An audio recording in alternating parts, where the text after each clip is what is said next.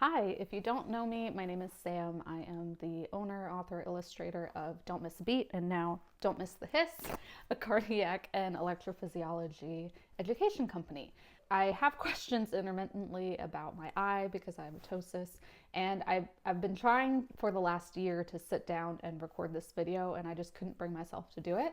But today I felt really good about myself this morning, and I said, you know what, today is the day. Lily is on my lap. She's not going to move until she's ready, and I just don't have time to wait for her to be ready. So we're just going to dive right into it. Where we are going to start is the order in which my surgeries happened, which, if I do the math, I think I was 16 when I had the first one. So in America, you are in high school.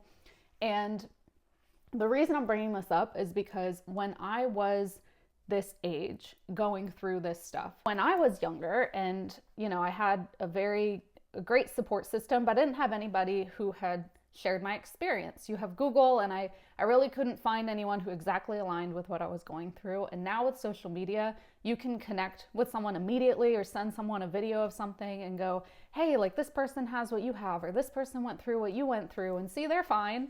I would have really appreciated that.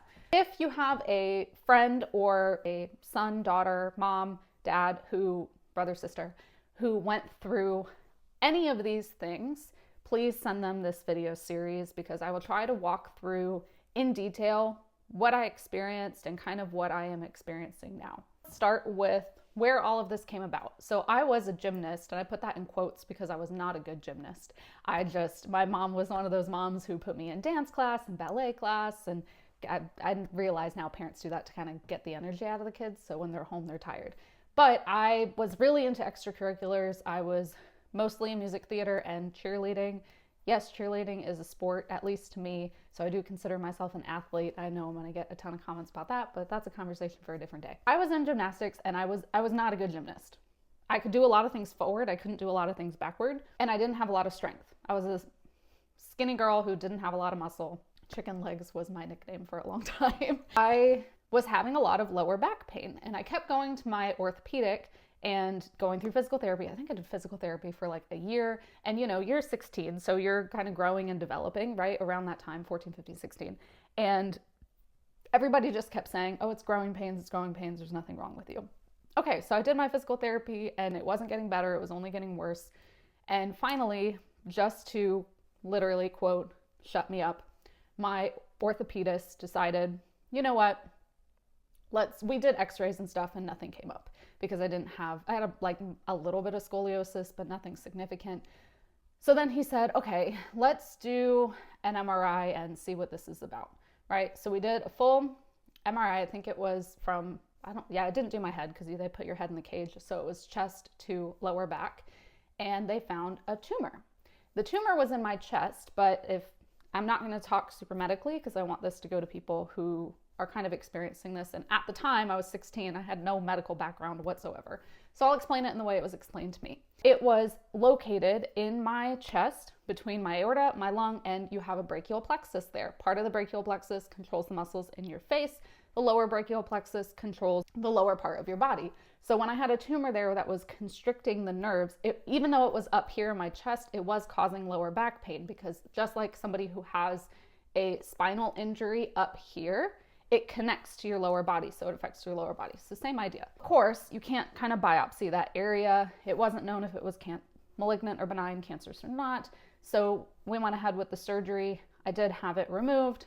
And now that I've read my surgical report, I wish I didn't do that. It came out in many, many pieces because of the way that it was intertwined with all of the nerves. And lo and behold, I came out fine. It was benign, but I came out with what I now know as Horner's syndrome. Horners syndrome. Not a lot of people have this from some type of surgical complication, which is what I had. Majority of people that you see with something like that had a stroke or have some other sort of neurological deficit, and that's why they have that. So I've noticed different symptoms as I have grown older, but when I first started and woke up, my issue was I had really no control over my left arm. I did have partial paralysis, and then you can see I still do, even though it's better than it was at first. This is the left side of my face, I have a ptosis, but even if I move my muscles, I have more control on the right side of my body than the left side of my body. And that's really from the chest up. So I even notice when I get pins and needles, it feels different on one side than the other. When I work out, I have good muscle engagement on the right. I know now that I've had a trainer who did unilateral exercises with me. I have the same mind muscle connection on the left side, but it doesn't feel the same. So I don't feel like I'm flexing or engaging, even though when I visually look, I am flexing and engaging. Very different. And then another two really random, well, not random, they're directly associated symptoms, is I don't get goosebumps. If you know what goosebumps are, I know people have different names for it, but I don't get it on the left side of my body from the chest up. I also don't sweat on the left side of my body from the chest up. Most significant thing to me, as I think I was 16 at the time, was visual appearance, right? Also, I'm a cheerleader, which is a very visual sport, is that my eye was actually completely shut. I could not physically lift up my eyelid. I had absolutely no control over that. And obviously that was devastating to somebody at 16.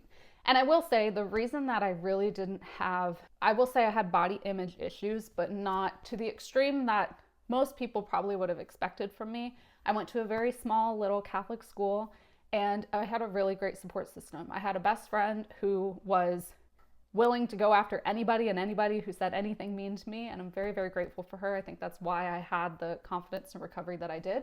But also even people that really weren't friends with me supported me. Nobody ever made fun of me for it. They knew what happened. It's a very small community, small school. And I just felt very supported. Whereas normally, if you throw in a 16-year-old girl with a ptosis, you're going to get made fun of, right? That's just what happens. Other people's insecurities latch on to other people's insecurities. But I'm very, very grateful that nobody did, because I'd probably be in a very different place if I didn't have that. Obviously, I have a very supportive physician, very supportive family and sister, but of course your family's supposed to make you feel better about yourself, right? But when it comes from people who are even acquaintances, right? You probably only have a handful of actually really close friends in high school, really made a difference for me.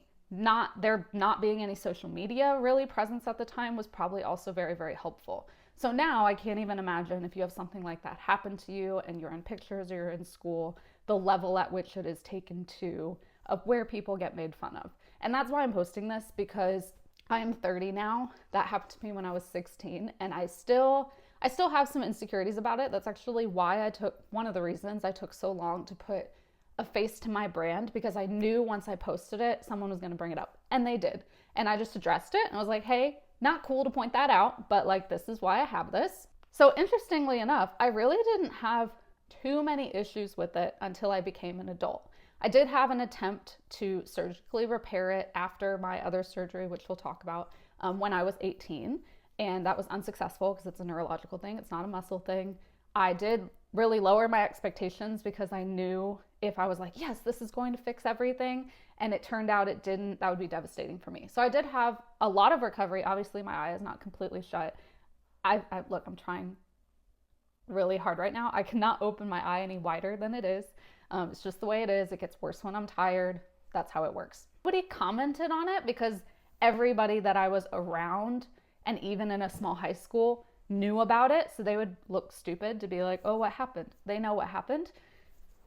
It only came up as an adult when I was in college. And it actually took me a minute to figure out like how I was going to address it and not get super defensive right away because, well, they don't know. I found myself having to explain myself, or I did get offended and my feelings did get hurt because I hadn't experienced that yet. And as an adult, new in college, going from a small high school to one of the largest colleges in the state at the time, you have other things you're trying to navigate. So I don't remember like my first couple years at university, but then when I went to my limited access program, then when I went to the hospital for clinical, I'm now in cardiology, right? Naturally, cardiologists, I'm not a physician, but cardiologists are meant to pick out those things, especially for stroke patients, right? Like you always want to look for a ptosis. Every single time I met a new physician, they're like, are you okay? Are you feeling okay? I'm like, why? Because I have a ptosis on my eye? And they're like, yeah. I said, yeah, it's from a surgical complication, and we would just move on. Every single time I met a new physician, it came up. And I realized like, oh, this is going to be a thing that I have to explain. There's no need to explain the whole reason unless they really want to know. But I would just say it was a surgical complication. I'm good. Moving on. Some of them knew what Horner syndrome was. Some of them did not. You do learn it in pathophysiology, but it's not something super common, so people don't remember it because you never see it again. Sometimes I would tell them like, oh, I have Horner syndrome from a surgical complication. But what I didn't realize is the insecurity that all of a sudden came with it that I had never had to really address before. I remember one thing that then when I started working, people would say like, oh, are you tired? Or like, why does your eye look like that? Because they thought they weren't doing it in a malicious way. That I think most people aren't doing it in a malicious way. They're genuinely asking because they're in medicine and they're like, what's wrong with you? Like, is something wrong with you? Do you need help? And I just had to think of it that way, was they're asking because it's something that they haven't seen before. It does look weird for a first appearance, and it's not usually coming out of malicious intent. Online, in the comments, I also don't know. I mean, most of my followers are medical in nature, so I do have to think it's that. Or they'll identify it. They'll be like, oh, you have a ptosis. I'm like, good job. You diagnosed it. Great job. Moving on. I just wanted to put this out there for anybody, especially younger individuals who are dealing with this for the first time, that is not as abnormal as other people are going to make it appear or seem. And then if you're watching this and you know somebody with it, don't make fun of them, because that's not nice. And don't comment it on people's videos, because it's also not nice. And you're gonna have, none of us are perfect. You have something somewhere on your body, which is why you're commenting on somebody else's, that makes you insecure. That you're like, oh, do people notice this about me? So for some reason you feel compelled to call it out in other people. Stop that. And we'll move on to part 2 of the next surgery that I had, completely irrelevant to this. All right, I am actually going to get some work done. So the next one is actually more common than you might think, and it's called Pectus Excavatum. So the reason this came up is because my mom sent me an article that was maybe in the New York Times, but a kid and his mom were talking about, he had Pectus Excavatum, he had the surgery to fix it, and he wanted to spread awareness about it. I said, you know what? I didn't even know, I mean, now I know in medicine, but at the time I thought I was like the only person in the whole wide world with this. Physician shows you pictures and stuff, but remember, your physician is there to make you feel good and empowered about your decision and support your parents and all that stuff. So I was really not informed what it was, if other people had it, how it was for other people. So instead, my mom found that article really, really helpful for her, because obviously as a parent, I was underage. She had to her and my dad had to make the decisions for me, even though they asked me my opinion, but I don't know, right? I'm young. I have no idea.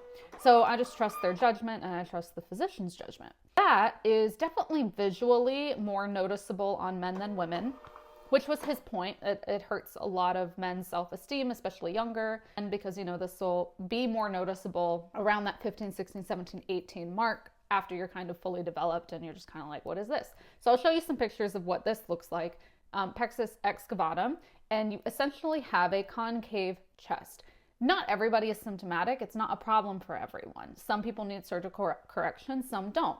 A female, it is not as noticeable, which is why I went so long without noticing, because boobs, right? You can't always tell. It is not as visually noticeable. Whereas a male, they will notice it earlier and want to have it corrected, usually for kind of aesthetic reasons.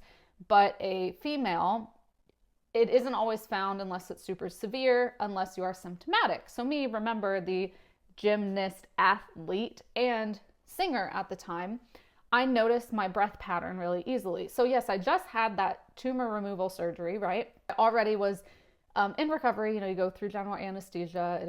They did it with a scope, but it's still a very painful recovery. And this was exactly 1 year later. I think you have Pectus excavatum. I'm like, great, something else. And he was like, are you symptomatic? Because at the time, remember, the lower back pain was the top of my mind. And sometimes when you have somebody with comorbidities, someone with multiple things going on, something that takes more precedence pain-wise is going to mask the symptoms of other things. So now that I've fully recovered from this one thing, I don't have the back pain anymore. Yay. I now have this new sort of breath. And you can't really tell if it's from surgical recovery or if this is a new type of thing. I don't know. I don't know what recovering from a major surgery is supposed to look like, how long it's supposed to last. And time flies when you're younger and you're busy and you have other things going on. So we had, another x-ray, more imaging, an echocardiogram of your heart to kind of look at its pumping ability. Because now that I know what I know cardiac wise, I'm like, of course I was short of breath. Of course I was getting fatigued because my cardiac output was not what it was supposed to be for the level of activity that I was doing. Needless to say, I did have also surgery for that. I had what is called the Nussbaum procedure. It was a newer procedure. I think it was a clinical trial at the time that I had it done. Hindsight's 2020. Would I have done it again that way? I don't know. How it was sold to me, right, is you don't want this giant scar here across your chest versus you could just have 2 incisions on the side and nobody will ever see it because your bra strap covers it up. So of course I went for that one. When I had it done, they insert the bar, which is, my mom still has it, which is very gross, but if you want a picture of it, I can show it to you. It is a rounded bar. So they essentially put it in and it pushes out all of your ribs and kind of reforms your rib cage. As painful as it sounds. I always tell patients that then have to go for open heart surgery. They're like, what does the recovery feel like? I'm like, I don't know. I haven't had a sternotomy, but I did have a surgery where it felt like somebody broke all of my ribs, reformed my entire rib cage, and it hurt to breathe. So I imagine a sternotomy feels very similar. If you've had a sternotomy, please let me know what that feeling felt like in recovery, because I don't know. And I was also very anti-pain meds, so it probably shouldn't have been as painful as it was for me, but I did not like the way that they made me feel, so I didn't take any pen medication outside of ibuprofen, a high dose ibuprofen, but that was just my personal preference. This one I'm specifically bringing up because a lot of parents don't recognize it, a lot of children don't recognize it, especially in women, because remember, boobs, but in younger men, it is usually recognized more often.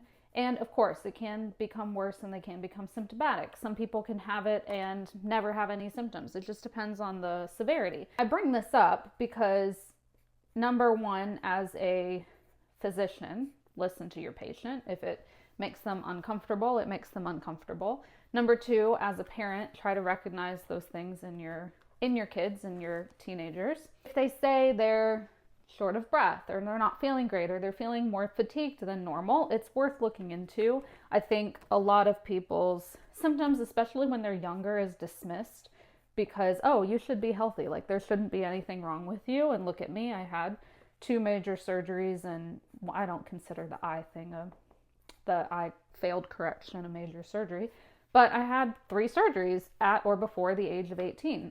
I heard that all of the time. Like, you're fine, it's in your head, you're just growing. There can't be anything wrong with you. You're perfectly healthy. Your blood work's fine. Your chest x-ray's fine. Okay, well, there's things that aren't found on all of that. And now that I know what I know, I always made a point to listen to my patients. If they say that they don't feel good, I believe them. If they say that I feel like something's wrong, I know I'm not having the normal symptoms of chest pain, I believe you until proven otherwise, right? I would rather rule out the worst case scenarios and give you peace of mind than ignore your symptoms and it was actually something. So I appreciate my orthopedist who, after that, right after he dismissed me for so long and sent me to PT forever, and it was actually a tumor, he did feel really, really bad. He was there for he's not the surgeon, right? But he was there for my surgery. He came to check on me in recovery, and he used my case to train his residents as a case study and learning opportunity, because he was like, I made a mistake. I didn't listen to her. I didn't do my due diligence, and I'm going to make sure that this never happens again. And I think it's good sometimes for those things to happen, even as healthcare professionals, because we learn. There's been many times, even with my experience, that I've dismissed a patient's symptoms, that I've forgotten my experience, that I've forgotten that they're probably right. They know their body best. And I'm like, oh, it's probably nothing. And then we take a picture and they are, in fact, having a heart attack or had a heart attack and have an older lesion. I'm like, oh, actually, that little floater in your eye was your symptom. I should have believed you. I think overall, as a case study, it's a great learning experience from all areas of individuals' care, from the parent perspective, from the self-advocacy of the patient, from the physician's perspective, or even an assistant, right, who's in there documenting with a physician. If you notice something, question it. It's okay to bring it up. It's better to say something and you be wrong than not say something at all and you were right. And the other part of it is I'm deeply, deeply grateful for every person when I was growing up who didn't say something. And, you know, the bar procedure was never noticeable. And spoiler alert, I was a bad patient. So you were supposed to have it in for 2 years at the time, I believe. I had it out early because I did sports against medical advice and knocked it out of place. So I don't recommend that, but I turned out okay. I just got it out a little early and had to own up to that, right? And tell my physician, were you doing physical activity when this occurred? Yes, I was. I just hope it helps in some way, shape, or form. If you notice somebody about something, you know, like the ptosis, unless you think they're having symptoms of a stroke and it's in good faith and good intentions, just pause for a second and think, you know what, maybe I'm not going to say anything about that. Maybe I'm not going to comment on their appearance because I don't know how that's going to affect them. Or maybe it is something that they're actually struggling with and super aware of. There's certain ways to do it where it comes from good intention. Usually I would appreciate a private DM over a public comment. That's just me. I don't know if other people feel the same way or not. If you're someone who's struggling with some kind of physical appearance deficit like that, my mom's a paraplegic. My mom's in a wheelchair. So I always had this like physical reminder that things could always be worse. And she's great and amazing and super independent and great personality, great confidence. And I think that really helped me through it and gave me that immediate perspective every day of, I'm very grateful that these things were found. I am grateful that I could sing better than ever because I finally felt what it was like to have full lung capacity, not feel tired all of a sudden. Like I still wasn't a great athlete, but I wasn't getting tired right off the bat. That wasn't me. I was trying to work on my stamina and I was finally seeing improved results in that. I hope this just serves as a reminder that we all have things we're struggling with. Yes, I still struggle with it as an adult sometimes. I have brought it up before, like, hey, maybe there's new technology where I can fix it. But at this point, I'm just like, I think it's who I am. I think it's a part of me as a little reminder. Nobody's perfect. If I fix this, then I'm just going to find something else about my body that I'm not completely happy with. So at some point, I do think it is good to just own it and say, this is who I am. Take it or leave it, and I'm unapologetic about it. Good luck to you. I send all of you love, and just be out there really to support your friends and family if they're struggling with something like that.